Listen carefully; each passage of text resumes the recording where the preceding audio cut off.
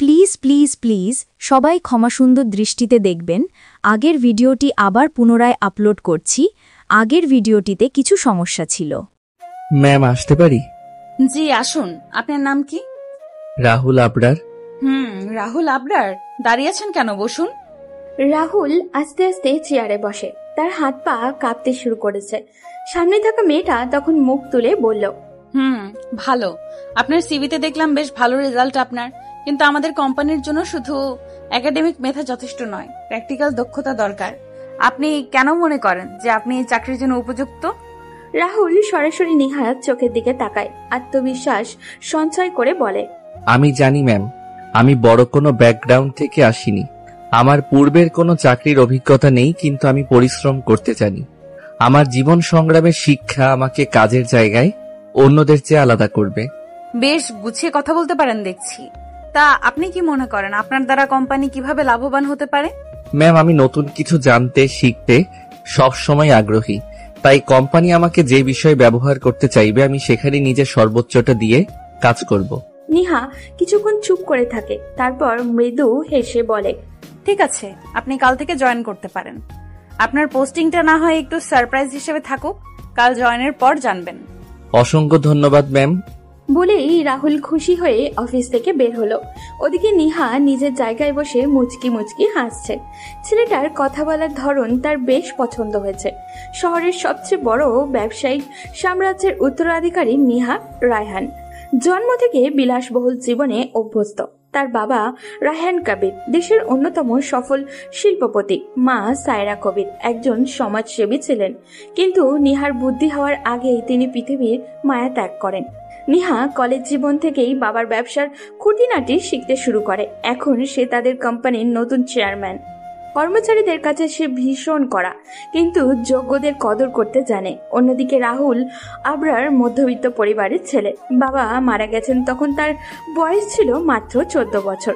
মা শাহজাহান বেগম সেলাইয়ের কাজ করে সংসার চালান। ছোট বোন রায়সা এখন ক্লাস 10-এ পড়ে। রাহুল মায়ের কষ্ট কমানোর জন্য অনার্স কমপ্লিট করেই চাকরি খোঁজা শুরু করে দেয়। কিন্তু ঢাকা শহরে সহজে চাকরি পাওয়া তো বিলাসিতা। অনেক ইন্টারভিউ দিয়েছে, কিন্তু কোনো জায়গা থেকে চাকরির ডাক আসেনি। আজ সকালেও যখন বের হয়েছিল কোনো আশাই ছিল না, কিন্তু সৃষ্টিকর্তার হয়তো তার প্রতি সহায় ছিলেন।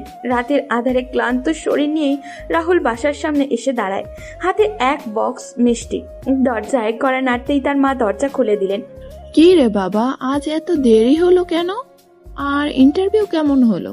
রাহুল কোনো উত্তর না দিয়েই হাসি মুখে মিষ্টির বক্সটা মায়ের হাতে তুলে দেয়। এরপর মাকে জড়িয়ে ধরলো শক্ত করে। পাশ থেকে রাইসা চোখ গোল গোল করে বলে, ভাইয়া, তার মানে তুমি চাকরি পেয়ে গেছো? রাহুল হাসি মুখে রাইসার কাছে গিয়ে বলে, হ্যাঁ রে পাগলি, আমি চাকরি পেয়ে গেছি।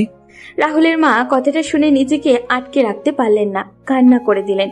রাহুল তার মাকে আবারও জড়িয়ে ধরল। তখন তার মা কান্না করতে করতে বললেন, আলহামদুলিল্লাহ, আল্লাহর শুকরিয়া, আমার ছেলের এতদিনের কষ্ট সার্থক হলো। রায়সা খুশিতে চিৎকার করে ওঠে। রাহুল মায়ের পায়ে ছুঁয়ে সালাম করে। তার মা তার কপালে চুমু খেলেন। মা, এখন তোমার আর কষ্ট করতে হবে না। রাতের খাবার শেষে রাহুল ঘুমাতে যায়, কিন্তু উত্তেজনায় সহজে ঘুম আসতে চাইছে না ওর। তার এতদিনের কষ্ট যেখানে কাজে আসলো না, সেখানে আজ এত বড় কোম্পানিতে যেখানে কোনো আশাই ছিল না, সেখানে তার চাকরি হয়ে গেল। রাহুল এসব ভাবতে ভাবতেই ঘুমিয়ে গেল। পরদিন সকাল সকাল রাহুল তৈরি হয়ে অফিসের উদ্দেশ্যে রওনা দেয়। প্রথম দিন, তাই সময়ের আগেই পৌঁছাতে হবে। অফিসের মূল ভবনে ঢোকার পর পিয়ন তার সামনে এসে দাঁড়ায়। রাহুলের পা থেকে মাথা পর্যন্ত দেখে বলল, স্যার, আপনি নতুন জয়েন হয়েছেন তাই না? জি ভাই, আজই জয়েন করলাম। চলুন, চেয়ারম্যান ম্যাডাম আপনাকে ডাকছে। রাহুল একটু অবাক হয়। হঠাৎ চেয়ারম্যান ম্যাডাম কেন তাকে ডেকেছে? পিয়নের পিছন পিছন নিহার অফিসে ঢুকে দেখে নিহা একটা ফাইল চেক করছে। রাহুলকে দাঁড়িয়ে থাকতে দেখে নিচে তাকিয়েই বলে, বসুন রাহুল। রাহুল চুপচাপ চেয়ার টেনে বসে। নিহা কিছুক্ষণ ফাইলটা দেখে সেটা টেবিলের উপরে রেখে রাহুলের দিকে তাকায়। রাহুল তো পাথরের মতো বসে আছে। তখন নিহা গম্ভীর সুরে বলে, রাহুল, আপনার দায়িত্ব বুঝিয়ে দেওয়ার জন্যই ডাকলাম। আজ থেকে আপনি আমার পিএ। রাহুল এক মুহূর্তের জন্য চমকে যায়, অবাক হয়ে নিহার দিকে তাকায়, কিন্তু নিহার কোনো ভ্রুক্ষেপই নেই। রাহুল তখন নিহাকে উদ্দেশ্য করে বলে, কিন্তু ম্যাম, আমার জানা মতে সেলস ম্যানেজার হিসেবে জয়েন করার কথা ছিল। মিস্টার রাহুল, আপনি নিজেই বলেছিলেন কোম্পানি আপনাকে যে জায়গায় যোগ্য মনে করবে সেখানে আপনি কাজ করবেন। আজই ভুলে গেলেন? সরি ম্যাম, আমি কৌতূহলবশত জিজ্ঞেস করেছি। It's okay. আপনার দায়িত্ব হলো আমার প্রতিটা মিটিং এ ও শিডিউল ঠিকমতো পরিচালনা করা। আমার সরাসরি নির্দেশ ছাড়া কারোর কথায় কাজ করবেন না। রাহুল কিছুটা দ্বিধাদ্বন্দ্বগ্রস্ত হলেও মাথা নাড়িয়ে সম্মতি জানায়। অন্যদিকে অফিসের ম্যানেজার ইমন এই খবর পেয়ে ভীষণ রেগে যায়। ইমন নিহার বাবার বন্ধুর ছেলে এবং এখানে চাকরি করার একটাই কারণ সে নিহাকে বিয়ে করতে চায়। হঠাৎ একটা ছেলেকে নিজের বিয়ে হিসেবে নিহা চাকরি দেওয়া ইমন এতটা রেগে যায় যে নিজে নিজে বলতে থাকে, এই রাহুল কোথা থেকে এলো? আমি তো এতদিন ধরে এখানে আছি, কই আমাকে তো আমার বিয়ে জানালো না, আর ওই ফকির এসে সরাসরি নিহার বিয়ে হয়ে গেল। ইমন রেগে অফিসের কয়েকজন কর্মচারীকে ডেকে বলে, শোনো, নতুন ছেলেটা কি যেন নাম, ও রাহুল, ও যেন তোমার কাজে কোনো সাহায্য না পায়, বরং সুযোগ পেলে ওর কাজে বাধা দেবে। একজন কর্মচারী তখন ইমনকে বলল, কিন্তু স্যার নতুন ছেলে তো, ও যদি ভালো কাজ করে তখন কি করব? চুপ করো, ও ভালো করুক আর যাই করুক, আমি চাই না ও এখানে টিকে থাকুক, বোঝা গেছে? সবাই তখন বাধ্য হয়ে মাথা নাড়ে। এদিকে রাহুল নিজের দায়িত্বে নিয়ে ব্যস্ত, কিন্তু সে জানে না যে তার বিরুদ্ধে ইতিমধ্যে এক ষড়যন্ত্র শুরু হয়ে গেছে। রাহুল নিজের ডেস্কে বসে অফিসের কাজ বোঝার চেষ্টা করছে। হঠাৎ ফোন কলে এক কণ্ঠ ভেসে এলো। রাহুল স্যার, চেয়ারম্যান ম্যাডাম আপনাকে কেবিনে ডেকেছেন। রাহুল চেয়ার থেকে উঠে দাঁড়ায়, দ্রুত নিহার কেবিনের দিকে রওনা দেয়। দরজা ঠেলে ভেতরে ঢুকতেই চোখে পড়ে নিহা চেয়ারে হেলান দিয়ে বসে ফাইল দেখছে। রাহুলকে দেখে তার চেনা চরিত সেই গম্ভীর কণ্ঠে বলল, বসুন রাহুল। রাহুল বিনীতভাবে বসে নিহা ফাইলের দিকে ইশারা করে বলল, এগুলো গুরুত্বপূর্ণ ডকুমেন্টস, কোম্পানির কিছু লিগ্যাল কন্ট্রাক্ট, বাজেট রিপোর্ট এবং ইনভেস্টমেন্ট প্ল্যান আছে এখানে। এগুলো রিভিউ করে আমাকে রিপোর্ট তৈরি করে দিন। সময় পাচ্ছেন 3 ঘন্টা, পারবেন? রাহুল ফাইলটা হাতে নিয়ে আত্মবিশ্বাসী কণ্ঠে বলে, আমি সর্বোচ্চ চেষ্টা করব ম্যাডাম। চেষ্টা নয়, কমপ্লিট করতে হবে।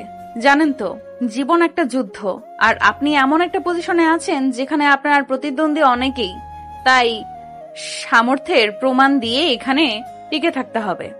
রাহুল মাথা ঝাঁকিয়ে বেরিয়ে আসে। এরপর নিজের কেবিনে বসে মনোযোগ সহকারে কাজ শুরু করে। এক এক করে ফাইল খুলে পরে দরকারি জায়গায় নোট নেয়, এক্সেল শিট তৈরি করতে বিশ্লেষণ করে।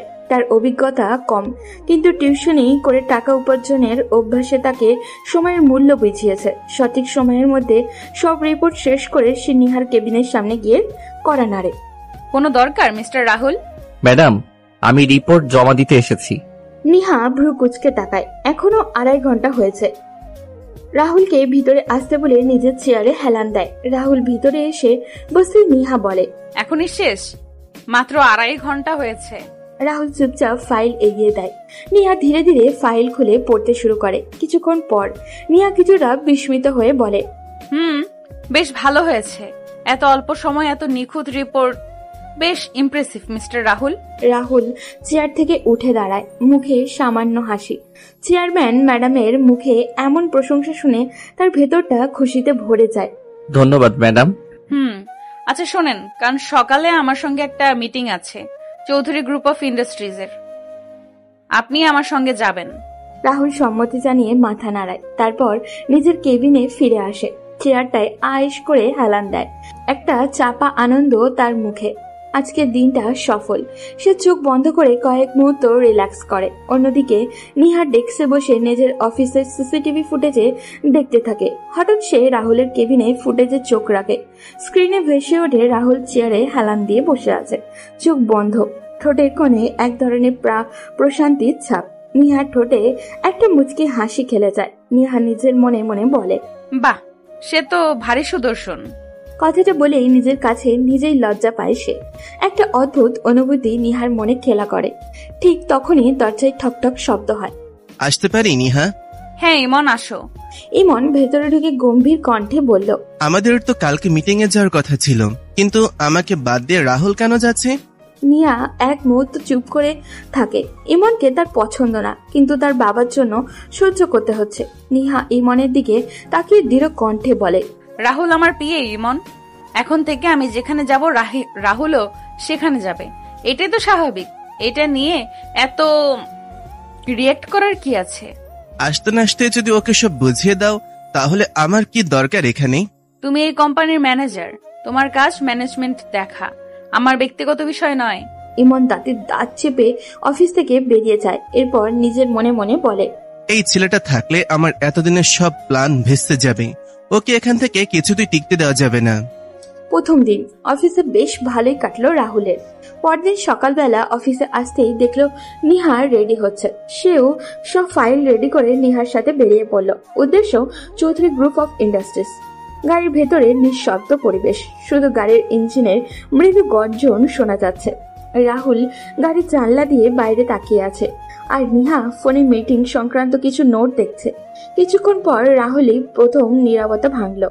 ম্যাডাম, এই মিটিংটা কি খুব গুরুত্বপূর্ণ? হ্যাঁ, এটা আমাদের জন্য বড় একটা বিজনেস ডিল। চৌধুরী গ্রুপের সাথে পার্টনারশিপ হলে আমাদের কোম্পানির লাভ অনেক বাড়বে।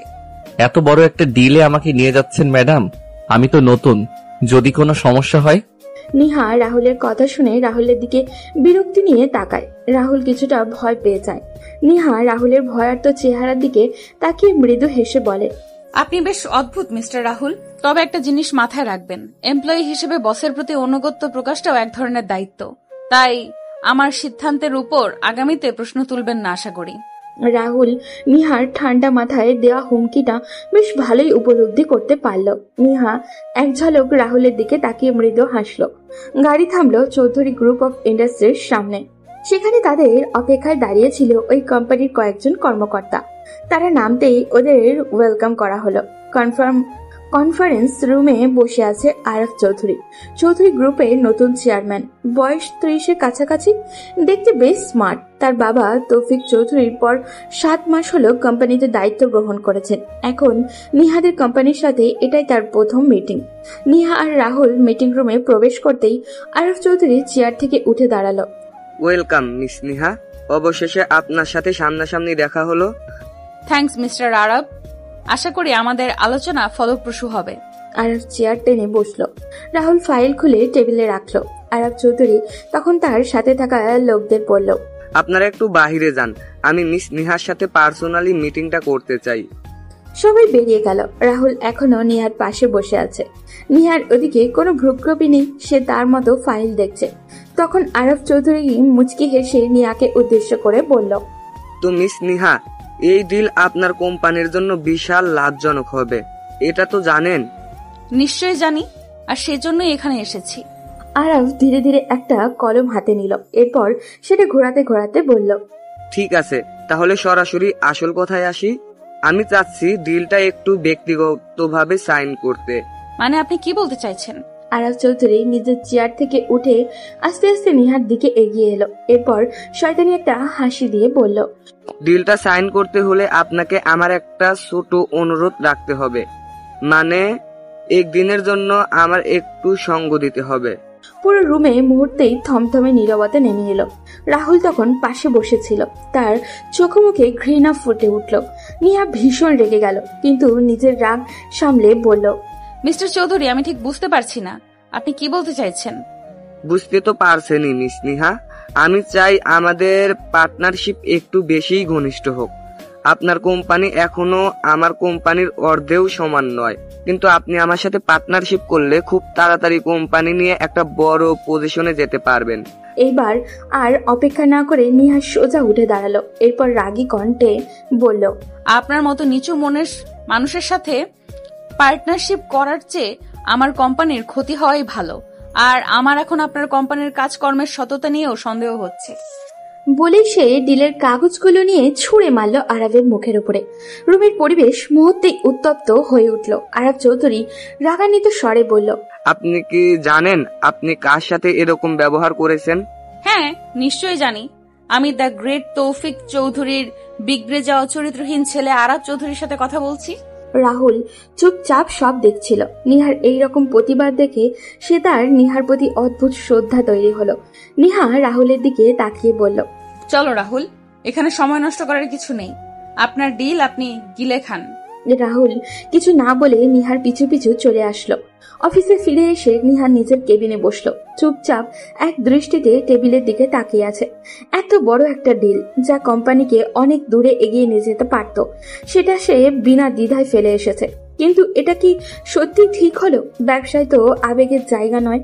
তাই বলে কি সে নিজের ইজ্জত বিলিয়ে দিবে? বড় কোম্পানি তো কি হয়েছে, ওদের কথা সব হবে নাকি? না, নিহা আর ভাবতে পারছে না। সে রাহুলকে ডেকে পাঠালো। কয়েক মিনিট পর রাহুল দরজায় কড়া নাড়ল। আমি আসতে পারি ম্যাডাম? আসুন। রাহুল ভেতরে এসে দাঁড়ালো। নিহা কিছু বলছে না, মাথা নিচু করে কিছু একটা চিন্তা করছে। রাহুল তখন সাহস করে বলল, ম্যাম, আপনি কি কিছু নিয়ে চিন্তিত? একটু। আচ্ছা রাহুল, আজ আমি যা করলাম এটা কি ঠিক করলাম? রাহুল নিহার প্রশ্নে কয়েক সেকেন্ড চুপ করে থাকলো, তারপর ধীর গলায় বলল, ম্যাডাম, একটা কথা কি জানেন? টাকা পয়সা আর লোক দেখানো সম্মানের লোভে অনেকে নিজেদের আত্মসম্মান বিক্রি করে দেয়, কিন্তু যিনি সৎ পথে থাকেন তার জন্য হাজারো সুযোগ অপেক্ষা করে। নিহা অবাক হয়ে রাহুলের দিকে তাকালো। রাহুল তখন আবারও বলল, ম্যাম, আপনি আজ একটা অনৈতিক প্রস্তাব ফিরিয়ে দিয়ে প্রমাণ করেছেন ব্যবসার থেকেও বড় কিছু আছে, আর সেটা হলো সম্মান। আপনি যা করেছেন সেটা একদম ঠিক করেছেন। নিহার চোখে মুগ্ধতা ফুটে উঠল। রাহুলের কথাগুলো তার ভীষণ ভালো লাগলো। সে কিছুক্ষণ চুপ করে থেকে মৃদু হাসি দিয়ে বলল, তাহলে তোমার মতে সৎ পথে থাকলে সফল হওয়া যায়? নিশ্চয়ই, শুধু ধৈর্য রাখতে হবে। আপনি দেখবেন কিছুদিন পরে ডিলের থেকেও ভালো ডিল আপনার সামনে এসে দাঁড়াবে ইনশাআল্লাহ। নিহা রাহুলের কথায় মুচকি হাসল। রাহুলের কথায় যেন সে নতুন একটা ভরসা খুঁজে পেল। ওদিকে অফিস শেষ হওয়ার পর ইমন বাসায় গিয়ে তার বাবার সামনে দাঁড়ালো। তার বাবা সিরাজ খান ইমনের চেহারা দেখে ভ্রু কুঁচকে জিজ্ঞাসা করলেন, কি হয়েছে? এত রাগ নিয়ে বাসায় ফিরে এসেছিস কেন? কারণ আবার কি, তোমার বন্ধুর মেয়ে নিহা। আমি কি ওর কোম্পানিতে সিনিয়র ম্যানেজার নাকি কোনো নাচি পুতুল? অফিসে একটা নতুন ছেলে এসেছে, নাম রাহুল। সেই ছেলেকে সে তার পিএ বানিয়েছে। এখন যেখানে নিহা যাবে সেই ছেলেকেও নিয়ে যাবে। আমি প্রতিবাদ করেছিলাম, সে আমাকে কোনো পাত্তাই দিল না, তাই রাগ করে অফিস থেকে চলে এসেছি। ইমনের কথা শুনে সিরাজ খান ধীর গতিতে সোফায় বসলেন। এক গ্লাস পানি হাতে নিয়ে চুমুক দিলেন, তারপর গভীরভাবে ইমনের দিকে তাকালেন। তুই একটা গাদা। ইমন হতভম্ব হয়ে গেল। তার বাবা এমন কথা কিভাবে বলল? সে তো অবাক হয়ে বলল, বাবা, তুমি আমাকে সাপোর্ট না করে ওকে সাপোর্ট করছো? ইমন, তুই তো এখন বুঝার চেষ্টা করছিস না আসল খেলা কি। অফিস থেকে বেরিয়ে এসে তুই কি অর্জন করলি? এখন ওই রাহুল নামের ছেলেটা ওর আরো কাছাকাছি চলে যাবে। তুই শুধু বসে বসে হা করে দেখবি। ইমন এবার কিছুটা চুপ হয়ে গেল। সিরাজ খান তখন চোখে সরু করে ইমনকে বললেন, শুন, নেহা এই কোম্পানির একমাত্র উত্তরাধিকারী। তুই যদি ওকে বিয়ে করিস, ওর বাবার সমস্ত সম্পত্তি আমাদের হাতে চলে আসবে। আমাদের পুরো ব্যবসা একাই চালাবো। তোর কি মনে হয় এই সামান্য একটা চাকরি ধরে রাখার জন্য আমি তোকে ওখানে পাঠিয়েছি? তাহলে এখন আমাকে কি করতে হবে বাবা? কাল থেকে নিয়মিত অফিসে যাবি। এমন ভাব করবে যেন কিছুই হয়নি। ধীরে ধীরে নেহার মন জয় কর। ওকে বুঝিয়ে দে তুই তার সবচেয়ে বিশ্বস্ত বন্ধু এবং ওর কোম্পানির জন্য তুই সব করতে পারিস। ঠিক আছে বাবা, এবার আমি আর ভুল করব না। পরদিন সকালে অফিসের গেট দিয়ে ইমন প্রবেশ করলো। কিছু কর্মচারী ওকে দেখে অবাক হয়ে গেল, কারণ কাল সে যাওয়ার সময় রেগে সবাইকে বলে গিয়েছিল সে আর এই অফিসে আসবে না। এই খবর নিহার কানেও গিয়েছিল। সে তো মনে মনে মহা খুশি, একটা ঝামেলা অন্তত কমবে। ইমনকে দেখে একজন কর্মচারী ফিস ফিস করে বলল, কাল তো খুব রেগেছিল, আজকে আবার ফিরে এলো। এদের কর্মকাণ্ড কিছুই বুঝি না। ইমন অফিসে ঢুকে সরাসরি নিহার কেবিনের সামনে গিয়ে দাঁড়ালো। দরজায় নক করলো। ভিতর থেকে নিহার গলা শোনা গেল, কে? ভেতরে আসো। ইমন দরজা খুলে ঢুকলো। নিহা ইমনকে দেখে একটু অবাক হয়ে বলল, ইমন, তুমি এখানে? কাল শরীফ সাহেব বলল তুমি নাকি সব ছেড়ে দেবদাস হয়ে চলে গিয়েছিলে। ইমন মৃদু হাসলো। নিহা তো ভীষণ অবাক, এই ছেলে কি পাগল হয়ে গেল নাকি? নিহাকে আরো অবাক করে দিয়ে ইমন নরম কণ্ঠে বলল, নিহা, সেদিন আমার রাগের জন্য দুঃখিত। আসলে একটু বেশি আবেগপ্রবণ হয়ে গিয়েছিলাম। তুমি আমার খুব ভালো বন্ধু, তাই হুট করে তোমার উপর রাগ দেখিয়েছি। প্লিজ ক্ষমা করে দাও। নিহা কিছুক্ষণ ইমনের দিকে তাকিয়ে থাকলো। না, এটা স্বাভাবিক নয়। নিশ্চয়ই ইমনের কোনো প্ল্যান আছে, কিন্তু এখন তাকে স্বাভাবিক হতে হবে। তাই নরম কণ্ঠে বলল, আচ্ছা ঠিক আছে, তবে ভবিষ্যতে এইভাবে অপ্রয়োজনীয় রাগ দেখাবে না। অবশ্যই না, এখন থেকে আমি তোমার প্রতি আরো অনুগত থাকব। এবার তোমার যে কোনো প্রয়োজনে আমি পাশে থাকব। নিহা মাথা নাড়ালো। ইমন বেরিয়ে নিজের কেবিনে চলে গেল। নিহা নিজের কেবিন থেকে বাইরে বের হচ্ছিল, ঠিক তখনই রাহুল অফিসে ঢুকলো। নিহার চোখ আটকে গেল রাহুলের উপরে। সাদা শার্ট, কালো প্যান্ট। শার্টটা সুন্দরভাবে ইন করা, হাতা গুটিয়ে রাখা, চুলগুলো পরিপাটি করে সেট করা, একদম যেন সিনেমার নায়কদের মতো লাগছে ওকে। নিহা কিছুক্ষণ হতবম্বের মতো রাহুলের দিকে তাকিয়ে থাকলো। ওই ছেলেটা দেখতে এত হ্যান্ডসাম কবে থেকে হলো? কালো তো ছিল, কিন্তু আজ কেমন যেন বেশি স্মার্ট লাগছে। রাহুল নিহাকে সালাম দিতে নিজের কেবিনে গিয়ে ঢুকলো। নিহাও দ্রুত নিজের কেবিনে ঢুকে পড়ল, কিন্তু কৌতূহল যেন কিছুতেই কমছে না। নিহা কেবিনে বসে সিসিটিভি ক্যামেরায় ফুটেজের দিকে তাকিয়ে থাকলো। রাহুলের কেবিনটা স্পষ্ট দেখা যাচ্ছিল। নিহা রাহুলকে দেখে যাচ্ছিল এক নজরে। এভাবে কেটে গেল এক সপ্তাহ। এখন এটা নিহার নিয়মিত রুটিনে পরিণত হয়েছে। নিহা নিজের অজান্তেই রাহুলের প্রতি দুর্বল হয়ে যাচ্ছে। প্রতিদিনের মতো নিহা রাহুলের কাজ করা দেখছিল। ঠিক তখনই তার নজরে এলো একটা মেয়ে এমপ্লয়ি রাহুলের কেবিনে ঢুকছে। মেয়েটির একটা ফাইল নিয়ে রাহুলের টেবিলে রাখলো। এরপর মিষ্টি হেসে বলল, রাহুল স্যার, এই ফাইলটা নিয়ে একটু হেল্প করবেন? বুঝতে পারছি না। অবশ্যই, বসো। সিসিটিভি ফুটেজে কথা শোনা গেল না। এটা দেখে নিহার মনে কেমন যেন একটা চাপা অস্বস্তি কাজ করলো। তার বুকের ভিতরে কেমন যেন মোচড় দিয়ে উঠলো। তার মনে হতে লাগলো, এই মেয়ে এখানে আসলো কেন? রাহুল এত হাসছেই বা কেন?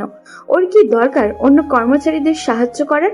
এর জন্য তো ইমনকে ম্যানেজার হিসেবে রাখা হয়েছে। নিহা দেখলো মেয়েটা ইচ্ছা করেই হেসে হেসে রাহুলকে টাচ করে কথা বলছে। এটা দেখে নিহার রাগে ফেটে পড়ল। সে দ্রুত রাহুলকে কেবিনে ডেকে পাঠালো। পিয়ন রাহুলের রুমে গিয়ে বলল, রাহুল স্যার, চেয়ারম্যান ম্যাডাম আপনাকে কেবিনে ডেকেছেন, দ্রুত আসুন, খুব এমার্জেন্সি। রাহুল একটু অবাক হলেও ওঠে লিজা নামের সেই মেয়েটাকে কাছ থেকে বিদায় নিয়ে নিহার কেবিনে ঢুকলো। নিহা কিছু বলছে না দেখে রাহুল আস্তে করে বলল, ম্যাম আমাকে ডেকেছিলেন? আচ্ছা, একটা প্রশ্নের উত্তর দাও তো, তোমাকে এই কোম্পানিতে চাকরি দেওয়া হয়েছে কেন? রাহুল হতবাক হয়ে গেল। এমন প্রশ্নের মানে কি? সে আস্তে করে উত্তর দিল, মানে আমাকে তো আপনার ব্যক্তিগত সহকারী হিসেবে নিয়োগ দেওয়া হয়েছে, আপনার কাজের সব সাপোর্ট করার জন্য। তাহলে তুমি অন্য কর্মীদের কেন সাহায্য করছিলে? রাহুল এবার সত্যি অবাক হয়ে গেল। নিহার কথার উদ্দেশ্যে সে এখনো বুঝতে পারেনি। তাই রাহুল শান্তভাবে বলল, ও, আপনি লিজার কথা বলছেন? তাহলে মেয়েটা একটা কাজ বুঝতে পারছিল না, তাই আমি একটু বুঝিয়ে দিলাম। এর জন্য তো ম্যানেজার আছে। তোমার কাজ শুধু আমাকে সাহায্য করা, অন্য কাউকে নয়। আমি বুঝতে পারিনি ম্যাম, সরি, আমি আর এমন করব না। নিহা গম্ভীর মুখে তাকিয়ে রইল। তার রাগ হচ্ছে রাহুলকে ওই মেয়েটার সাথে দেখে, কিন্তু রাগের কারণটা নিজে জানে না। নিহা ইশারা করতেই রাহুল মাথা নিচু করে কেবিন থেকে বেরিয়ে গেল। নিহা গভীরভাবে চিন্তা করতে লাগলো, আমি এভাবে রাগ দেখালাম কেন? ও তো অন্যায় কিছু করেনি, তাহলে আমি এতটা রেগে গেলাম কেন? এটা কি ঈর্ষা, নাকি ওর সাথে কাউকে আমার সহ্য হচ্ছে না? নিহা জানে না কেন, কিন্তু তার মনে হতে লাগলো রাহুল শুধু তার দিকেই তাকাবে, তার সাথে কাজ করবে। অন্য মেয়ের দিকে রাহুল কোনো তাকাবে না। এই অনুভূতির মানে কি? নিহা কি সত্যি রাহুলের জন্য কিছু ফিল করছে নাকি না? নিহা নিজের ভিতরের বিষাক্ত অনুভূতিকে প্রশ্রয় দিল। সে অফিস থেকে বেরিয়ে আসলো বাসায়। এসে নিজের রুমের দরজা বন্ধ করে শুয়ে রইল। তার ভালো লাগছে না কিছু। সময় চলমান কেটে গেছে 1 মাস। প্রতিটা দিন নতুন করে সে রাহুলের প্রতি আকৃষ্ট হচ্ছে। সে জানে না এর পরিণতি কি। লাস্ট কয়েকদিন রাহুলের কাজের উন্নতি দেখে অফিসের সবাই অবাক। আর প্রতিদিনই সে নিজের কাজে দক্ষতা দেখাচ্ছে। সে শুধু নিহার সহকারী নয়, বরং অফিসের গুরুত্বপূর্ণ একজন কর্মী হয়ে উঠেছে। নিহা বুঝতে পারছে এই ছেলেটার মধ্যে কিছু একটা আছে যা অন্য সবার চেয়ে আলাদা। আজ সকাল সকাল অফিসে সবাই চলে আসলো। ইমন বিদেশি কোম্পানির ডিলের কাগজপত্র নিয়ে নিহার কেবিনে গিয়ে দেখলো কেউই নেই। তাই নিহাকে ফোন করলো। হ্যাঁ ইমন। নিহা, খুব জরুরি, এই ফাইলটা দেখানো ছিল। আমি তো এখনো রাস্তায় জ্যামে আটকে গেছি, তুমি রাহুলের কাছে দিয়ে দাও, ও দেখে নেবে। না থাক, তুমি আসো, তারপর দেখাবো। তোমাকে যেটা করতে বললাম সেটা করো, রাহুলের কাছে যাও, ও দেখে নিবে। ইমন বিরক্তি হলেও বাধ্য হয়ে ফাইলগুলো রাহুলের কাছে নিয়ে গেল। রাহুল ফাইলগুলো ভালোভাবে দেখে কিছু গুরুত্বপূর্ণ জায়গায় ভুল ধরে ফেলল। ইমন তখন স্টাফ রুমের কথা বলছিল। কয়েকজন কর্মচারীর সাথে রাহুল তার কাছে এসে বলল, স্যার, এখানে কয়েকটা পয়েন্ট ভুল হয়েছে। এটা যদি ক্লায়েন্টের কাছে যায় তাহলে রিজেক্ট হওয়ার সম্ভাবনা বেশি। আপনি একটু দেখবেন। ইমন প্রথমে অবাক হলো, তারপর চারপাশে তাকিয়ে দেখলো স্টাফরা সবাই হাঁ করে তাকিয়ে আছে। সে এই কোম্পানির ম্যানেজার, 2টা বছর থেকে কোম্পানিতে চাকরি করছে, আর একটা নতুন ছেলে এসে কিনা তার ভুল ধরলো। ইমন প্রচন্ড রেগে গেল। সে এক মুহূর্ত দেরি না করে রাহুলের গাড়ি ঠাস করে একটা চর বসিয়ে দিল। রাহুল প্রতিবাদ না করে মাথা নিচু করে দাঁড়িয়ে রইল। ইমন তখন চিৎকার করে বলল, তুই কি মনে করিস তুই আমার থেকে বেশি জানিস? কয়দিন হয়েছে এই অফিসে ঢুকেছিস আর এখনই আমাকে জ্ঞান দিচ্ছিস? রাহুল হতভম্ব হয়ে গেল। পুরো অফিস স্তব্ধ, স্টাফরা সবাই কানাঘুষা শুরু করে দিয়েছে। রাহুল বিনয়ের সাথে বলল, স্যার, আমি আপনাকে ভুল প্রমাণ করতে কিছু বলিনি। আপনি আমার সিনিয়র। আপনার মতো যোগ্যতা অর্জন করা এখনো আমার কাছে পাহাড় সম ব্যাপার। আমি শুধু অফিসের ভালোর জন্য বললাম। নিহা তোকে একটু বেশি দাম দেয় বলে তুই ভাবতে শুরু করেছিস তুই এই অফিসের মালিক? আমি এত বছর ধরে এখানে কাজ করছি আর তুই এসে বলবি আমি ভুল করেছি? সরি স্যার, আমার এরকম কোনো ধারণা নেই। কিন্তু আমরা সবাই তো সেটাই দেখতে পাচ্ছি। শোনো, আমার নিজের অফিস আছে আর সেটার প্রেজেন্টেশনও আমি রেডি করি, তাই আমি জানি কিভাবে কি করতে হয়। আমাকে জ্ঞান দেওয়ার চেষ্টা করবে না। রাহুল মাথা নিচু করে দাঁড়িয়ে রইল। অফিসের স্টাফরা ইতিমধ্যে রাহুলের উন্নতি দেখে হিংসায় জ্বলে যাচ্ছিল। তারা সুযোগ পেয়ে ইমনের পক্ষ নিয়ে রাহুলকে বাজে কথা শোনাতে লাগলো। রাহুল চুপচাপ সব সহ্য করছিল। ঠিক তখনই নিহা অফিসে ঢুকলো। সে দেখে পুরো অফিস চুপচাপ। রাহুলের গালে লাল দাগ হয়ে আছে আর ইমন দাঁড়িয়ে চিৎকার করছে। নিহা ঢুকেই গড়া গলায় বলল, এখানে কি হচ্ছে? ইমন নিহার কাছে ভালো সাজার জন্য দ্রুত সামনে এগিয়ে বলল, এই ছেলেটা নিজেকে অফিসের মালিক ভাবতে শুরু করেছে। আমার করা প্রেজেন্টেশনকে ভুল বলেছিল, অফিসটা পথে বসানোর প্ল্যান করছে। নিহা কোনো কথা না বলে ফাইলগুলো হাতে নিল। এরপর রাহুলকে নিজের কাছে ডেকে ভুলগুলো দেখিয়ে দিতে বলল। রাহুল তার সামনে এসে চুপচাপ ফাইলের ভুলগুলো দেখিয়ে দিল। নিহা সবকিছু দেখে গভীরভাবে চিন্তা করলো। তারপর ইমনের দিকে ফিরে কঠিন গলায় বলল, রাহুল ঠিকই বলেছে, এই জায়গাগুলোতে ভুল হয়েছে।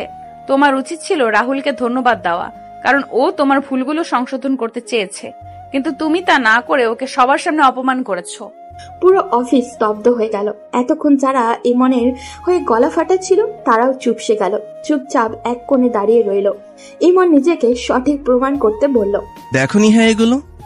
জাস্ট শাট আপ ইমন, তুমি এখনই সবার সামনে রাহুলের কাছে ক্ষমা চাও। কথাটা শুনে অফিসের মধ্যে থমথমে পরিবেশ বিরাজ করলো। একজন ম্যানেজার হয়ে তার নিম্ন পদস্থ একজন এমপ্লয়ের কাছে ক্ষমা চাইবে, ব্যাপারটা দৃষ্টিকটু। ইমন তৎক্ষণাৎ প্রতিবাদ করে বলল, নিহা, আমি তোমার অফিসে চাকরি করি বলে আমাকে দিয়ে একটা সাধারণ ফকিরের কাছে ক্ষমা চাইতে পারো না? মাইন্ড ইওর ল্যাঙ্গুয়েজ ইমন, যেটা বললাম সেটা করো তাড়াতাড়ি। ব্যাপারটাকে আর কমপ্লিকেটেড করো না। না, কোনোভাবেই না। ওর কি যোগ্যতা আছে আমার এতদিনের অভিজ্ঞতা নিয়ে প্রশ্ন তোলায়? আমি বিশ্বাস করি এই প্রেজেন্টেশন যদি সবার সামনে দেওয়া হয় তাহলে ক্লায়েন্ট আমারটাই পছন্দ করবে। নিহা এবার আরো কঠোর হয়ে ইমনের দিকে তাকালো। অফিসের সব স্টাফরা এতক্ষণে নিহার রাগী চেহারা দেখে কাঁপাকাঁপি শুরু করেছে। নিহা ইমনকে হুঙ্কার দিয়ে বলল, ইমন, তোমার কোনো অধিকার নেই রাহুলকে এইভাবে অপমান করার। সে আমার অ্যাসিস্ট্যান্ট। আমি যখন ওকে দায়িত্ব দিয়েছি তখন তোমার উচিত ছিল ওর কথাগুলো শোনা, কিন্তু তুমি সেটা না করে সবার সামনে ওকে অপমান করেছো। এই কারণে তুমি এক্ষুনি সবার সামনে রাহুলের কাছে সরি বলবে এবং এই প্রেজেন্টেশন ডিল 2টা থেকেই তুমি বাদ পড়বে। ইমন ভেতরে ভেতরে ক্ষোভে ফেটে পড়ল। রাহুলের কাছে ক্ষমা চাওয়া তো দূরে থাক, সে কোনো কথা না বলে অফিস থেকে বের হয়ে গেল। সে সোজা তার বাবার কাছে গিয়ে বলল, বাবা, নিহা ওই ছেলেটার জন্য আমাকে অপমান করেছে। আমাকে বিদেশে একটা ক্লায়েন্টের সাথে ডিল থেকে বাদ দিয়েছে। পুরো অফিসের স্টাফদের সামনে রাহুলের কাছে সরি বলতে বলেছে। বুঝলাম। ওই রাহুল নামের ছেলেটা যতদিন অফিসে থাকবে আমাদের প্ল্যান সফল হবে না। সিরাজ খান একটা সিগারেট ধরিয়ে ধোঁয়া ছাড়তে ছাড়তে বললেন, নেহা আমাদের হাতের বাইরে চলে গেছে, এখন ওর লাগাম টেনে ধরতে হবে। আমরা এখন নেহার বাবার কাছে যাব, তার এমন মগজদুলাই করব যে তাকে বুঝাবো এই রাহুল নামের ছেলেটা শুধু তার মেয়ের জন্য হুমকি নয়, তার সমস্ত সম্পত্তির জন্য হুমকি। তাই তাকে দ্রুত সরাতে হবে। আর নিশ্চয়ই আমার বন্ধু আমার কথা বিশ্বাস করবে। ওদিকে ইমন অফিস ছেড়ে বেরিয়ে যাওয়ার পর নিহার রাগ কমেনি। সে জানে ইমন কেমন, অবশ্যই সে এর প্রতিশোধ নেবে এবং রাহুলের ক্ষতি করার জন্য আরো কোনো বড় ষড়যন্ত্র করবে। তবে এখন সে এসব নিয়ে ভাবতে চায় না। সে কেবিনে গিয়ে রাহুলকে নিজের কেবিনে ডাকলো। রাহুল কিছুটা দ্বিধাগ্রস্ত হলেও উঠে নিহার কেবিনে গেল। নিহা তাকে বসতে ইশারা করলো। রাহুল বসতেই নিহা হালকা হাসার চেষ্টা করে বলল, রাহুল, তুমি ইমনের কথায় কিছু মনে করো না। ওর কথার পাত্তা দেওয়ার দরকার নেই। নিজের কাজে মনোযোগ দাও। আমি ওকে অনেক আগেই বের করে দিতাম, কিন্তু কি করব, বাবার ছোটবেলার বন্ধুর ছেলে, বাবা নিজে ওকে চাকরি দিয়েছে, তাই আমি চাইলেও ওকে বের করতে পারছি না। কিন্তু ম্যাম, উনি তো চলে গেলেন রাগ করে। পাগল হয়েছো? ওকে তুমি চেনো না। দেখবে কাল সকালেই হয়তো অফিসে এসে হাজির। ওর কথা বাদ দাও। তুমি ওর কথায় কষ্ট পেও না। আমি কিছু মনে করিনি ম্যাম, আমি শুধু কাজটা ঠিকভাবে করতে চেয়েছিলাম। নিয়া কিছু বলল না, শুধু রাহুলের দিকে তাকিয়ে রইল। তারপর সে হুট করে একটা ফাইল টেনে এনে রাহুলের সামনে রাখলো। এই ফাইলটা আপডেট করো, আমার সামনে বসে কাজ করো, যেন আমি একবার দেখে নিতে পারি। রাহুল মাথা নাড়িয়ে সম্মতি দিল এবং নিহার সামনে বসে ফাইল আপডেট করতে লাগলো। রাহুল কাজ করছিল, কিন্তু নিহার চোখে এক মুহূর্তের জন্য তার উপর থেকে সরছিল না। সে অনুভব করছিল রাহুলের কাছে থাকলে তার মধ্যে একটা অজানা প্রশান্তি কাজ করে। নিহার খুব ইচ্ছে হলো রাহুলকে কাছ থেকে দেখার, খুব কাছ থেকে, কিন্তু সেটা কিভাবে? হঠাৎ করে নিহা নাটক শুরু করলো। সে চোখে হাত দিল এবং ব্যথার ভান করে মুখ কুঁচকে ফেললো। উফ রাহুল, দেখো তো আমার চোখে কিছু একটা ঢুকে গেছে। রাহুল দ্রুত তাকালো নিহার দিকে। নিহা ব্যাপারটা আরো রিয়েলিস্টিক করার জন্য প্রায় কান্নাই করে দিল। রাহুল চিন্তিত গলায় উঠে দাঁড়িয়ে বলল, ম্যাম, সব ঠিক আছে? আমি ডাক্তার ডাকবো? না, দরকার নেই। এক কাজ করো, আমার চোখে ফু দাও, তাহলে ঠিক হয়ে যাবে। রাহুল একটু দ্বিধায় পড়ে গেল, কিন্তু সরল মনে চেয়ার থেকে উঠে দাঁড়ালো। সে ধীরে ধীরে নিহার দিকে এগিয়ে গেল। তারপর সে হালকা করে নিহার চোখে ফু দিতে লাগলো। নিহার নিঃশ্বাস আটকে আসছিল। সে এত কাছ থেকে প্রথমবার রাহুলকে ফিল করছিল। এটা একদমই তার নিয়ন্ত্রণের বাইরে চলে যাচ্ছিল। ঠিক তখনই নিহার নিজেকে আর আটকে রাখতে পারল না। সে হুট করে রাহুলকে টেনে নিজের কাছে এনে দুই ঠোঁট চেপে ধরে কিস করলো। রাহুল তো হতবাক, তার পুরো শরীর জমে গেল। সে এক মুহূর্তের জন্য বুঝতে পারল না কি হচ্ছে। নিহার ঠোঁট তার ঠোঁটের উপরে ছিল। কয়েক সেকেন্ড পর রাহুল এখন পুরো বিষয়টা উপলব্ধি করলো। সঙ্গে সঙ্গে নিহাকে ধাক্কা দিয়ে নিজে থেকে ছাড়িয়ে নিল। নিহা এখনো নিঃশাক্ত চোখে তার দিকে তাকিয়ে আছে।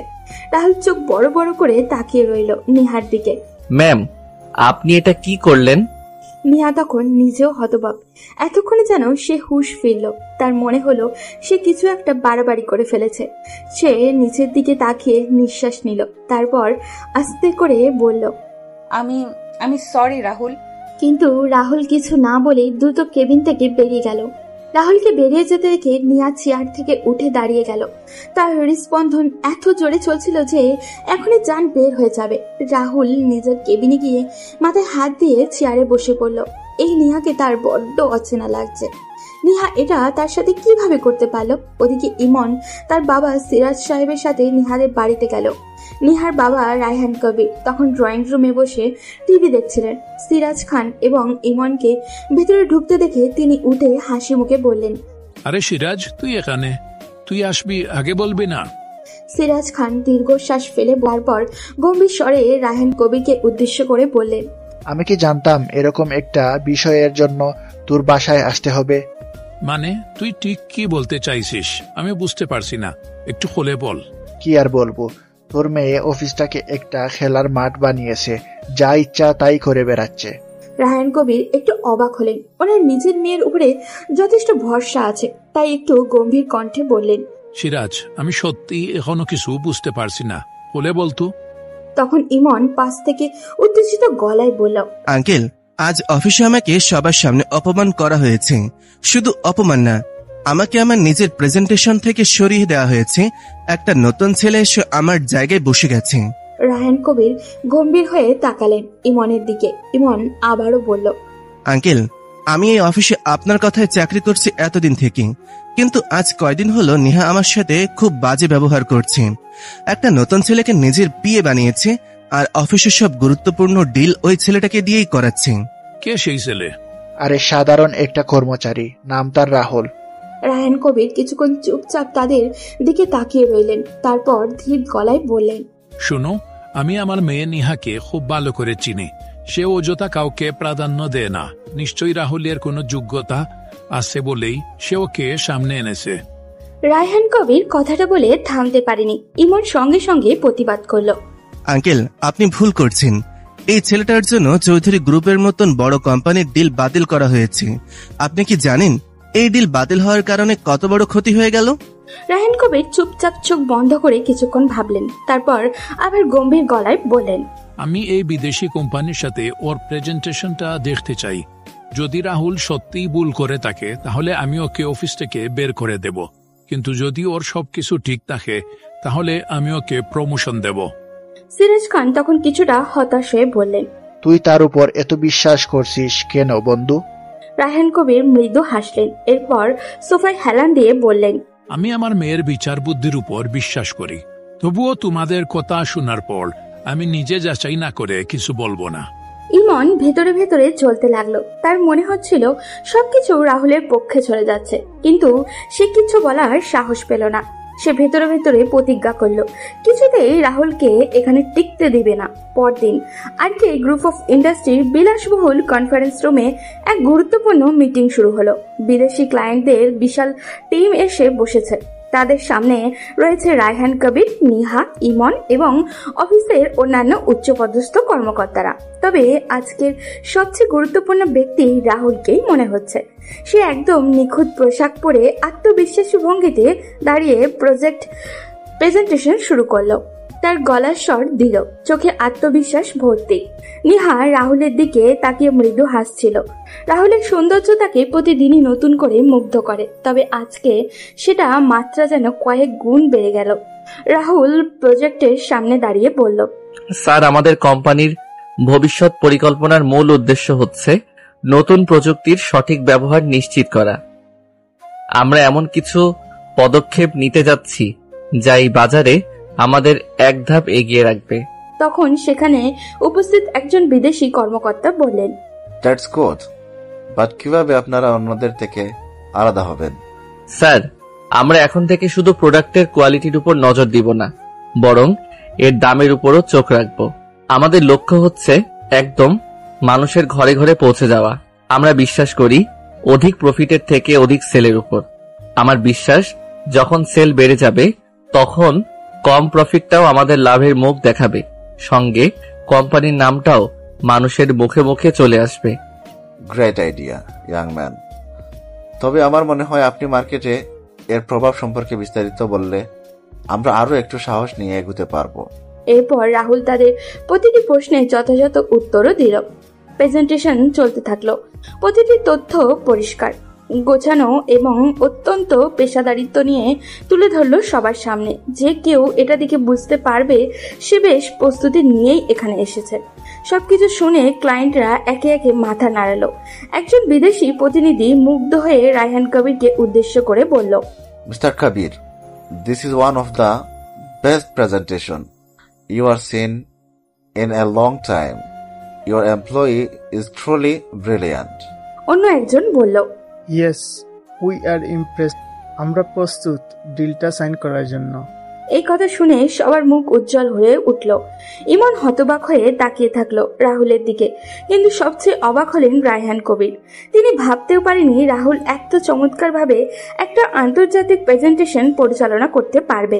তখন একজন বিদেশি নারী ক্লায়েন্ট হাসি মুখে বলল, mister Kabir, we want him for our company. আপনারা যদি ওনাকে আমাদের কোম্পানিতে চাকরির সুযোগ দেন, আমার বিশ্বাস উনি আরো নিজেকে তৈরি করতে পারবেন। হ্যাঁ, এখনো অনেক জায়গায় ইমপ্রুভমেন্ট প্রয়োজন, তবে আমার ধারণা ওনার মধ্যে সেই পোটেনশিয়াল আছে।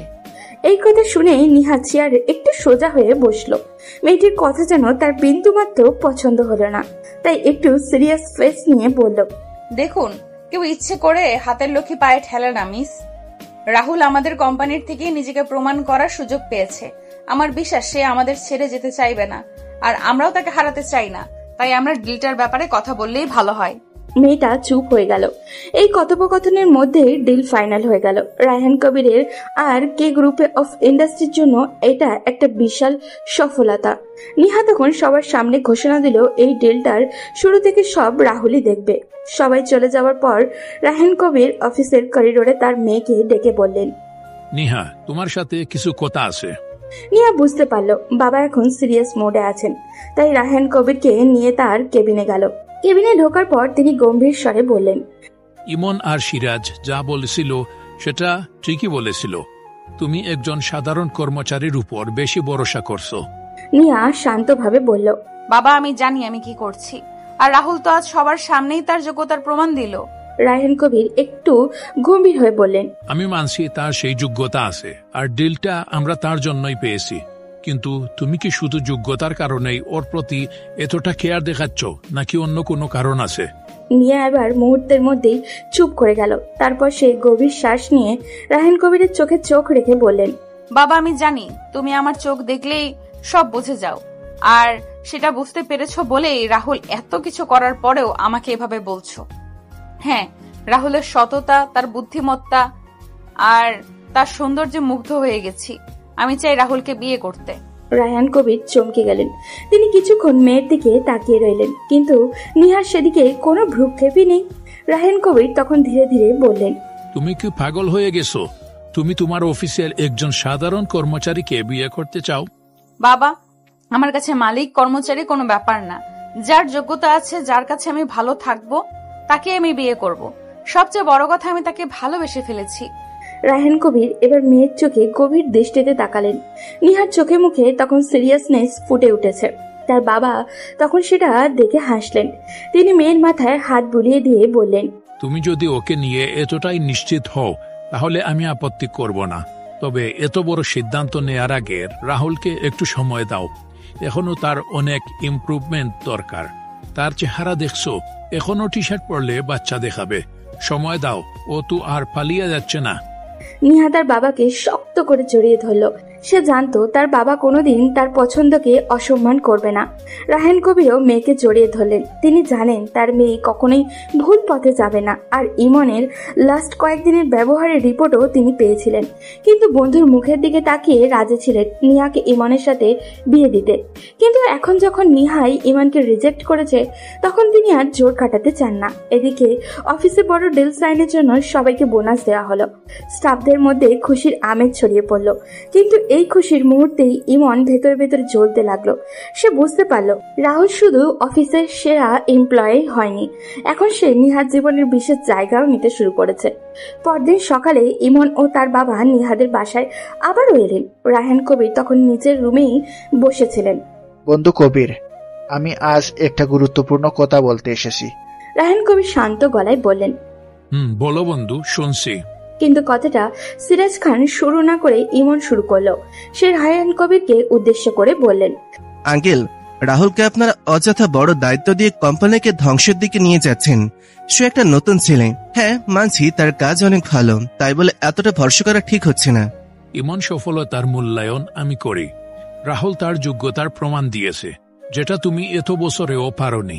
তাই সে এই জায়গাটায় এসেছে। তোমরা তার যোগ্যতাকে স্বীকার না করে তাকে হিংসা করছো, এটা ঠিক নয়। সিরাজ খান এবার রাগান্বিত স্বরে বললেন, তুই কি বুঝতে পারছিস তুই কি ভুল করছিস? একটা নতুন ছেলেকে এত বড় দায়িত্ব দিয়েছিস। নিজের বিশ্বস্ত লোক এদের সরিয়ে দিচ্ছ। রায়হান কবির এবার একটু কঠোর হলেন। কিছুটা কড়া গলায় বন্ধুকে উদ্দেশ্য করে বললেন, আমি আমার সিদ্ধান্ত নিয়ে সন্দেহ করি না সিরাজ। আমি জানি আমার মেয়ে কার উপর আস্থা রেখেছে, আর আমি তার সিদ্ধান্তকে সম্মান করি।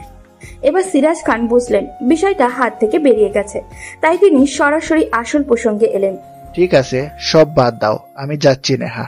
আর ইমনের বিয়ের একটা তারিখ ঠিক করতে বেশ কয়েকদিন তো হলো। দুজন পড়ালেখা শেষ করেছে, এখন দুজনে স্ট্যাবলিশ। এই কথা শুনেই রায়হান কবিরের মুখ শক্ত হয়ে গেল। তিনি বন্ধুকে উদ্দেশ্য করে ধীরে ধীরে বললেন, সরি বন্ধু, তোমাকে দেওয়া কথা আমি রাখতে পারলাম না। নেহা ইতিমধ্যেই আমাকে জানিয়েছে সে রাহুলকে পছন্দ করে, এবং আমি আমার মেয়ের সিদ্ধান্তের উপর কোনো চাপ দিতে চাই না। রায়হান কবিরের এই আকস্মিক কথা শুনে ইমনের মুখ কেমন জানি ফ্যাকাশে হয়ে গেল, আর সিরাজ খান রাগে লাল হয়ে উঠলেন। তিনি চেয়ার ঠেলে উঠে দাঁড়ালেন, রাগী গলায় বললেন, তুমি খুব বড় ভুল করছো বন্ধু কবির। তুমি তোমার মেয়ের ভালো মন্দ বোঝার চেষ্টা করছো না। সাধারণ একজন কর্মচারীর জন্য তুমি আমাদের সম্পর্ক নষ্ট করছো। তোমরা বাবা মেয়ে পাগল হয়ে গেছো, জাস্ট পাগল হয়ে গেছো। রায়হান কবির চমকালেন না, তিনি জানতেন এটাই বলবে, তাই তিনি শান্তভাবে বললেন, আমি যা করি ভেবে চিন্তেই করি সিরাজ, তাই আমার মনে হয় ভবিষ্যৎ নিয়ে চিন্তা করা দরকার। ইমন যথেষ্ট সুদর্শন আর শিক্ষিত, তার জন্য ভালো মেয়ে হাতের কাছেই পেয়ে যাব। আমার ছেলেকে নিয়ে তোমার চিন্তা করতে হবে না, চললাম আমি। বলেই সিরাজ খান আর এক মুহূর্ত সেখানে থাকলেন না। তিনি ইমনকে সঙ্গে নিয়ে রেগে রায়হান কবিরের বাসা থেকে বেরিয়ে গেলেন। বাসায় ফেরার পরপরই সিরাজ খান ভীষণ ইমনকে বকাবকি শুরু করলেন। অকর্মার ডে কি একটা! এতদিন থেকে তুই অফিসে আসিস, অথচ তুই নেহাকে ইমপ্রেস করতে পারলে না, আর দুদিনের একটা ছেলে এসে বিয়ে করে নিচ্ছে।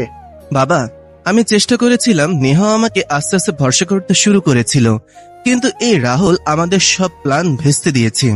তাহলে রাহুলকে সরাও, এখনই কোনো ব্যবস্থা নাও। পথের কাটা আসলেই সেটাকে সরিয়ে ফেলতে হয়। কিন্তু কিভাবে বাবা? সিরাজ খান এবার একটা দ্রুত হাসি দিলেন, এরপর হাঁটতে হাঁটতে বললেন, গতকাল ডিল সাইন করার পর কি সিদ্ধান্ত হয়েছে? নেহা সিঙ্গাপুর যাবে নতুন ক্লায়েন্টদের সাথে দেখা করার জন্য। হ্যাঁ, ও আগামী শনিবার রওনা দেবে শুনলাম। তখন ওই আমাদের সুযোগ রাহুলকে দেয়ার। তখন ওই কাজটা সমাপ্ত করতে হবে, একটু এদিক ওদিক করবে না, বললাম মনে রেখো। তখন সিরাজ খান ইমনকে কিভাবে কি করতে হবে সব বুঝিয়ে দিলেন। ইমন এবার একটু স্বস্তির নিঃশ্বাস ফেলল, তারপর তার বাবাকে উদ্দেশ্য করে বলল, ঠিক আছে বাবা, এবার আমি রাহুলের খেলা শেষ করবই। দেখতে দেখতে সময় চলে গেল। আজ নিহা সিঙ্গাপুর যাবে, তাই রাহুল তাকে এয়ারপোর্টে দিতে এসেছে। নিহা ভিতরে ঢোকার আগেই হঠাৎ রাহুলের হাত ধরে বলল, রাহুল, আমি তো থাকবো না কয়েকদিন, তুমি অফিস ঠিক মতো দেখাশোনা করবে। ইমনের উপর আমার ভরসা নেই। ওকে ম্যাম, আপনি চিন্তা করবেন না। আরেকটা কথা, ওই লিজা, রিমা, আরেকটা মেয়ে কি যেন নাম? সামিয়া। বাহ, মেয়েদের নামও দেখি আজকাল খুব ভালো মনে রাখা শুরু করেছো। সরি ম্যাম, একসাথে কাজ করি তাই জানা হয়েছিল। একসাথে কোথাও কাজ করো? তুমি আমার সাথে কাজ করো, এটা মাথায় রাখবে। আর আমি কিন্তু এসে রিপোর্ট নিব। যদি কোনো মেয়ের সাথে আলগা পিরিয়ড দেখাও তাহলে ফল ভালো হবে না। Okay ma'am. ওকে ম্যাম মানে কি? কথাটা বুঝেছো তো? আমি কিন্তু প্রতিদিন কল করে খোঁজ নিব। এখন গেলাম, গুড বাই। বলেই নিহা ভেতরে চলে গেল। রাহুলও তার বাসার দিকে রওনা দিল। আজ বোনকে নিয়ে একটু ঘুরতে যেতে হবে, অনেকদিন থেকে বায়না করছে ও। ওদিকে নিহা সিঙ্গাপুর যাওয়ার পরদিনই ইমন অফিসের দায়িত্ব পেয়ে গেল। এটা স্বাভাবিক, কারণ অফিসের চেয়ারম্যান না থাকলে সব দায়িত্ব ম্যানেজারের হাতেই যায়।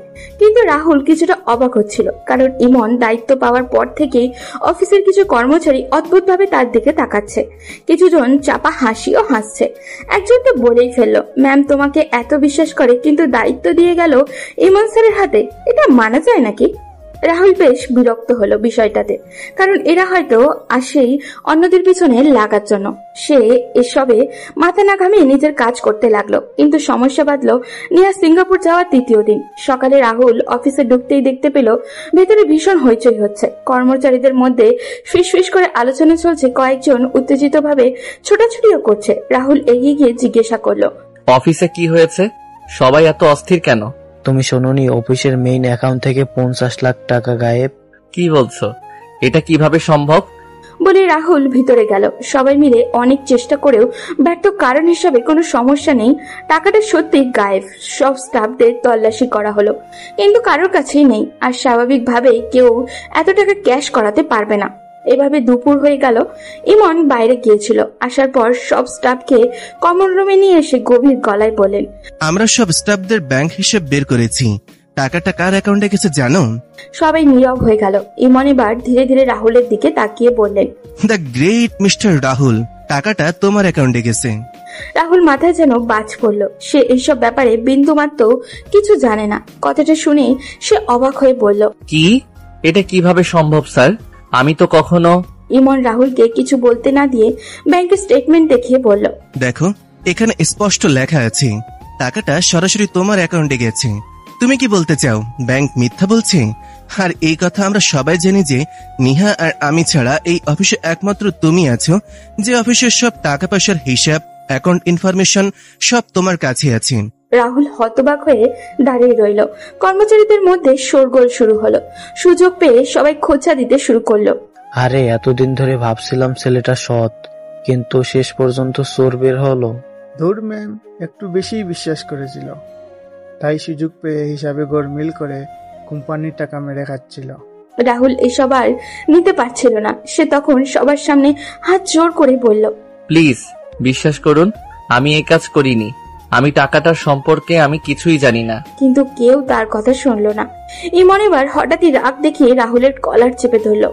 তুই একটা টাকা চোর, এত বড় বিশ্বাসঘাতকতা করলি? আমরা তোকে বিশ্বাস করেছিলাম। নিহা তো অফিসের সবকিছু তোর হাতে দিয়েছিল, আর তুই এভাবে এর প্রতিদান দিলি? রাহুল কিছু বলার আগেই ইমন তাকে ধাক্কা দিয়ে ফ্লোরে ফেলে দিল। সুযোগ পেয়ে রাহুলকে হিংসা করে এমন কিছু কর্মচারীও ইমনের পক্ষে যোগ দিল। তারা সবাই মিলে রাহুলকে মারতে শুরু করলো। রাহুল কাতর হয়ে বলল, প্লিজ আমাকে বিশ্বাস করুন, আমি এই কাজ করিনি। কিন্তু কেউ বিশ্বাস করলো না, বরং ইমনকে আরো উস্কে দিয়ে একজন বলল, স্যার, এমন চোরদেরকে অফিসে রাখা উচিত না, এদেরকে অফিস থেকে বের করে দেন। ইমন সেটাই করলো। রায়হান কবিরকে ডেকে আনা হলো অফিসে। তিনি এসে দেখলেন রাহুল মাটিতে পড়ে আছে, মুখে আঘাতের দাগ, জামা কাপড় ছেঁড়া। তিনি গম্ভীর গলায় বললেন, ইমন, কি হয়েছে এখানে? আঙ্কেল, আমরা খুব দুঃখিত, কিন্তু আপনার মেয়ে এই ছেলেকে অন্ধবিশ্বাস করেছিল, সেই সুযোগে ও চুরি করেছে। দেখুন ব্যাংক স্টেটমেন্ট, নিহাওকে কোম্পানির অ্যাকাউন্টে সবকিছু দিয়ে দিয়েছিল, আর সে হিসেবে গড়মিল করে নিজের অ্যাকাউন্টে 50 লাখ টাকা ট্রান্সফার করেছে। রায়হান কবির সন্দেহ নিয়ে স্টেটমেন্ট চেক করলেন। সত্যি দেখা গেল রাহুলের অ্যাকাউন্টে 50 লক্ষ টাকা গেছে। তিনি চুপ হয়ে গেলেন। রাহুল তখন অসহায় গলায় বলল, স্যার, আমি এই কাজ করিনি, আমাকে ফাঁসানো হয়েছে। কিন্তু রায়হান কবির কিছু বললেন না। তিনি কিছুক্ষণ ভাবলেন, তারপর দীর্ঘশ্বাস ফেলে বললেন, এত বড় অন্যায়ের জন্য এই অফিসে তোমার জায়গা নেই রাহুল। বের হয়ে যাও এখান থেকে। তোমাকে চাকরি থেকে অব্যাহতি দেয়া হলো। আমি চাইলেই তোমাকে পুলিশে দিতে পারতাম, কিন্তু নিহার কথা ভেবে দিলাম না। এই কথা বলেই তিনি অফিস থেকে চলে গেলেন। রাহুল ভেতর থেকে একদমই ভেঙে পড়েছে। কিছুক্ষণের জন্য চুপচাপ দাঁড়িয়ে রইল, তারপর মাথা নিচু করে ধীরে ধীরে অফিস থেকে বেরিয়ে গেল। রাহুল মার খেয়ে অপমানিত হয়ে চোখে জল নিয়ে বাসায় ফিরল। দরজা খুলে তার মা অবাক হয়ে ছেলের এমন অবস্থা দেখে এগিয়ে এলেন। রাহুল, কি হয়েছে? তুই কাঁদছিস কেন? এই চোটগুলো কিভাবে লাগলো? রাহুল আর নিজেকে ধরে রাখতে পারল না। সে মায়ের বুকে মুখ লুকিয়ে ফুপিয়ে ফুপিয়ে কাঁদতে লাগলো। তার মা অবাক হয়ে মাথায় হাত বুলিয়ে দিচ্ছিল। রাহুল কাঁদতে কাঁদতে বলল, মা, আমি চোর না, আমি কিছু করিনি, তবু আমাকে চোর বানিয়ে অফিস থেকে বের করে দিল। রাহুলের মা ধীরে ধীরে রাহুলের মুখ তুলে ধরলেন। ছেলের কান্না দেখে তার চোখও ভিজে গেছে। রাহুল তখন তার মাকে শুরু থেকে সবকিছু খুলে বলল। সব শুনে রাহুলের মা তাকে বললেন, বাবা, আমি তোকে বিশ্বাস করি, তুই কখনো কারো টাকা নিতে পারিস না। আল্লাহ আমাদের সাথে আছেন। আল্লাহ সত্যিবাদীদের পাশে থাকেন। একদিন সব সত্যি প্রকাশ পাবে, শুধু ধৈর্য ধর। রাহুলের মায়ের বুকে মাথা রেখে কাঁদতে লাগলেন। এরপর দিন থেকে প্রতিটা দিন যেন তার জন্য বিষের মতো হয়ে গেল। সে ঠিকমতো খাওয়া দাওয়া করতে পারছিল না। 1 সপ্তাহ থাকার কথা থাকলেও 10 দিন পর নিহাজ সিঙ্গাপুর থেকে ফিরে এলো। সে অনেক ক্লান্ত ছিল, কিন্তু এক্সট্রা এই 3 দিন থাকার মূল কারণ হলো কিছু শপিং। সে রাহুলের জন্য নিজের পছন্দ মতো কিছু গিফট কিনলো। তার প্ল্যান ছিল ফিরেই রাহুল তার মনের কথা জানাবে। বাসায় আসার পর তার বাবার সাথে হাই হ্যালো ছাড়া তেমন কোনো কথাই হলো না। পরদিন অফিসে গিয়ে সে যা শুনলো তাতে তার শরীর হিম হয়ে গেল। নিয়া ধীরে ধীরে চেয়ারে বসলো। মাথার ভেতর যেন বিস্ফোরণ হচ্ছিল। রাহুল চুরি করেছে? অসম্ভব, এটা একটা ষড়যন্ত্র। যারা এসব করেছে তাদের আমি ছাড়বো না, শেষ করে ফেলবো ওদের। সে দ্রুত অফিস থেকে বেরিয়ে বাসায় চলে আসলো। ড্রয়িং রুমে রায়হান সাহেবকে না পেয়ে সোজা বাবার রুমে ঢুকলো। বাবা, এটা কি শুনলাম? রাহুল নাকি চুরি করেছে? রায়হান কবির একটা দীর্ঘশ্বাস ফেলেন। তিনি মেয়ের পাগলামো বুঝতে পারছেন, কিন্তু সত্যিটা তো তিনি অস্বীকার করতে পারবেন না। তাই গম্ভীর কণ্ঠে বললেন, হ্যাঁ, ব্যাংক স্টেটমেন্ট অনুযায়ী টাকাটা তার অ্যাকাউন্টেই গেছে। আমি বিশ্বাস করতে চাইনি, কিন্তু প্রমাণ তো সবার সামনে। বাবা, আমি জানি রাহুল এই কাজ করেনি। এটি ইমন আর তার বাবার ষড়যন্ত্র। রায়হান কবির বিরক্তি নিয়ে বললেন, সেটা তুমি কিভাবে প্রমাণ করবে? আর আমি বুঝি না তুমি একজন সাধারণ কর্মচারীর জন্য এত কিছু কেন করছো? নিহা শান্ত গলায় বলল, কারণ আমি তাকে বিশ্বাস করি। এর চেয়ে বড় কথা হলো আমি তাকে আমার নিজের থেকেও বেশি ভালোবাসি। বলেই সে দ্রুত তার বাবার রুম থেকে বের হলো। সে কি করবে ভেবে উঠতে পারছিল না, পাগল পাগল লাগছিল নিজেকে। নিহা রাহুলের বাসায় ছুটে গেল। দরজায় নক করতেই রাহুলের মা দরজা খুলে দিলেন। নিহা ভিতরে ঢুকেই বলল, আন্টি, রাহুল কোথায়? ও বাসায় আছে, কিন্তু কেন? নিহা ভিতরে ঢুকতেই মলিন মুখে সোফায় বসে থাকা রাহুলকে দেখলো। রাহুলের হাস্যোজ্জ্বল চেহারাটায় এমন অসহায়ত্ব দেখে নিহার বুকটা ফেটে যাচ্ছিল। নিহা রাহুলের সামনে গিয়ে বলল, রাহুল, আমি জানি এটা ষড়যন্ত্র, আর এর পেছনে যারা আছে তাদের কাউকে আমি ছাড়বো না। তুমি প্লিজ অফিসে ফিরে এসো। রাহুল ধীরে ধীরে নিহার দিকে তাকালো। নিহা অসহায় দৃষ্টিতে তার দিকে তাকিয়ে আছে। রাহুল তার মায়ের দিকে তাকালো। তার মা ইশারায় না করলেন। তাই রাহুল নিহাকে বলল, ম্যাম, আমি যতদিন না নির্দোষ প্রমাণিত হচ্ছি ততদিন সেই অফিসে যাব না। তখন পাশ থেকে রাহুলের মা কঠিন গলায় বললেন, আমার ছেলের উপর যেখানে এত বড় মিথ্যা অপবাদ দেওয়া হয়েছে সেখানে আমি ওকে আবার পাঠাবো না। তাই তুমি ফিরে যাও মা। নিহা অনেকভাবে বোঝাতে চাইলো, কিন্তু কিছুতেই লাভ হলো না। সে মন খারাপ করে বাসায় ফিরে এলো। ওদিকে ইমন এবং তার বাবা নিজেদের কৌশল সফল হওয়ার আনন্দে আত্মহারা। সিরাজ খান খেতে বসে ছেলেকে উদ্দেশ্য করে বললেন, দেখেছিস, বললাম না নেহা সরে গেলে ওই ছেলেটাকে সরিয়ে ফেলবো। এখন সবকিছু আমাদের হয়ে যাবে। হ্যাঁ বাবা, এখন কোম্পানি একেবারে আমার নিয়ন্ত্রণে। নেহা হয়তো কিছুদিন মন খারাপ করবে, কিন্তু ওর কিছুই করার ক্ষমতা নেই। আঙ্কেল নিজে রাহুলকে বের করে দিয়েছে। ওদিকে নিহা অদ্ভুত একটা কাণ্ড ঘটালো। সে এমন একটা ভাব করলো যেন কিছুই হয়নি। পরদিন থেকে স্বাভাবিক অফিস করা শুরু করলো। স্টাফরা সবাই অবাক তার কাজকর্মে। 2-3 দিন পর যখন বিষয়টা একটু ঠান্ডা হলো, তখন নিহা অফিসের সিসিটিভি ফুটেজ চেক করলো। নিহা এবার অফিসের বিশ্বস্ত পিয়ন জাকিরকে ডেকে পাঠালো। পিয়ন সামনে দাঁড়াতেই নিহা নরম কণ্ঠে বলল, জাকির ভাই, সত্যি করে বলুন, সেদিন সকালে কি ঘটেছিল? জাকির ইতস্তত করলো। তার ভয় হচ্ছিল, কিন্তু সে রাহুলকে ভীষণ পছন্দ করত। তাই সাহস করে বলল, ম্যাডাম, আমি কিছু বলতে চাইনি, কিন্তু যেহেতু আপনি জিজ্ঞেস করলেন, ইমন স্যার সেদিন খুব সকালে অফিসে এসেছিলেন। তারপর তিনি একা বসে কিছু কাগজপত্র দেখছিলেন। এরপর দুপুরের দিকে রাহুল স্যারের নামে গুজব ছড়িয়ে পড়ে। নিহা আগে থেকেই জানতো এটা ইমনের কারসাজি, তবে এবার সেটা পুরো নিশ্চিত হলো। নিহা প্ল্যান করলো রাহুলকে যেভাবে ফাঁসানো হয়েছে নিহা ইমনকে হুবহু সেভাবেই ফাঁসাবে। তাই পরের দিন নিহা কৌশলে অফিসের ফান্ড থেকে ইমনের অ্যাকাউন্টে 1 কোটি টাকা ট্রান্সফার করলো। এছাড়া অফিসের নতুন যে ডিলটা সাইন হয়েছিল তার কিছু গুরুত্বপূর্ণ কাগজপত্র নিয়ে পিয়নের হাতে দিয়ে বলল, জাকির ভাই, আপনি দুপুরে লুকিয়ে ইমনের গাড়িতে এসব কাগজপত্র রেখে আসবেন। খবরদার কেউ যেন দেখতে না পায়। আচ্ছা ম্যাডাম। ঠিক দুপুরে খাবার সময় যখন সবাই ক্যান্টিনে ছিল, জাকির নিঃশব্দে ইমনের গাড়িতে কাগজগুলো রেখে দিল। দুপুরের খাবার শেষে অফিসে ফিরে নিয়া হঠাৎ হইচই শুরু করলো। সবাই আবারও উপস্থিত মঞ্চ তৈরির নাটক শুরু হলো। আবারও নিহার রেগে বলল, আমার অ্যাকাউন্ট থেকে 1 কোটি টাকা কোথায় গেল? এছাড়া অফিসের নতুন ডিলের গুরুত্বপূর্ণ কাগজগুলো হারিয়ে গেছে। এই অল্প সময় এত কিছু কে করলো? ম্যাম, আমাদের সবার ব্যাংক অ্যাকাউন্ট, গাড়ি চেক করুন। আমার মনে হয় না চোর এত অল্প সময়ে জিনিসগুলো কোথায় লুকাতে পারবে। আর এখানে সকাল থেকে যারা ছিল সবাই উপস্থিত।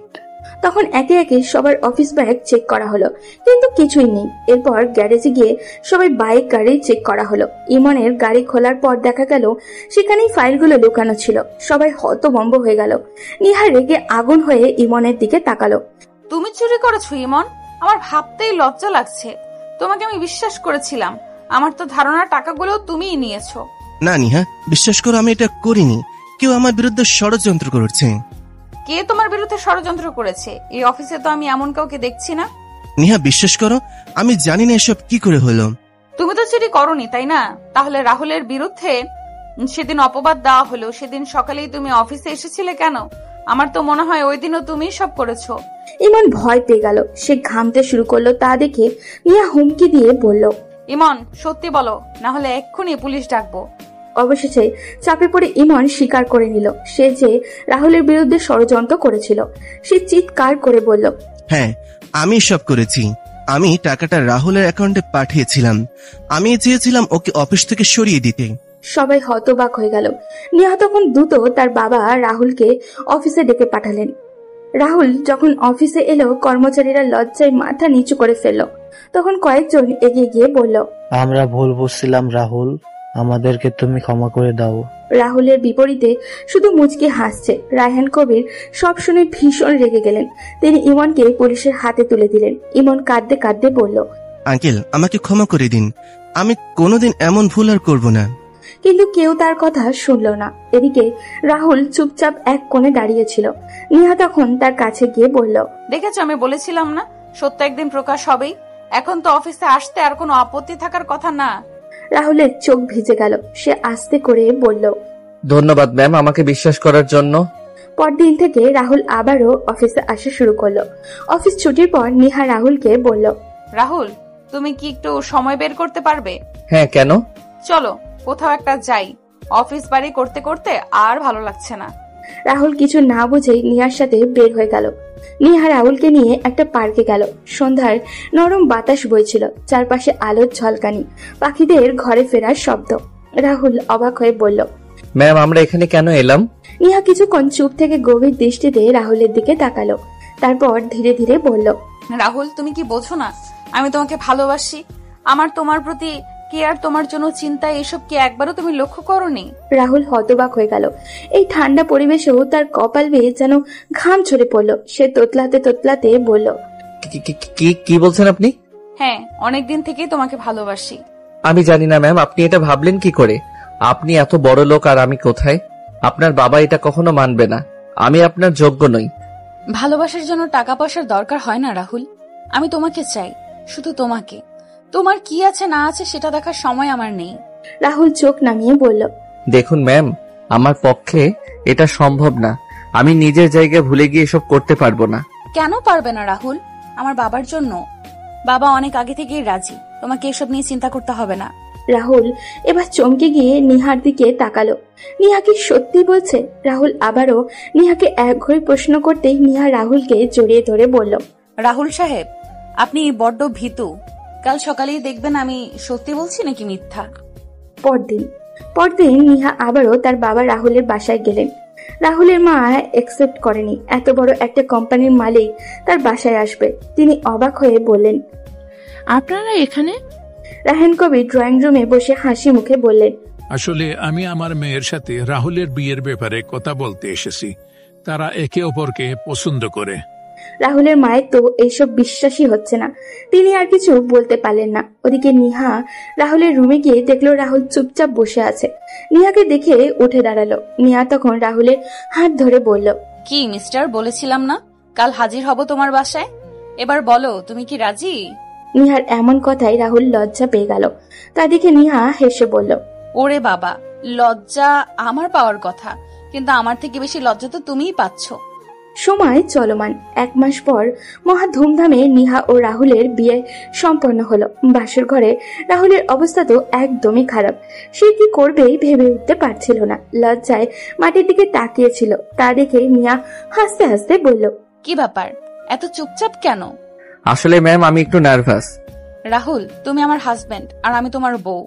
এখন আবার ম্যাম বলছো কেন? আর একবার ম্যাম বা আপনি ডাকলে কিন্তু শেষ করে ফেলবো। নেহার কথায় রাহুল যেন একটু সাহস পেল। সে নেহার কাছে গিয়ে আস্তে করে নেহার হাত ধরে বলল, নিহা, আপনি না মানে তুমি জানো আমি কখনো ভাবিনি আমার জীবন এভাবে বদলে যাবে। সবকিছু স্বপ্নের মতো লাগছে। বুঝলাম। এবার বলো, ভালোবাসো আমায়? মানে কি? স্পষ্ট করে বলো, ভালোবাসো আমায়?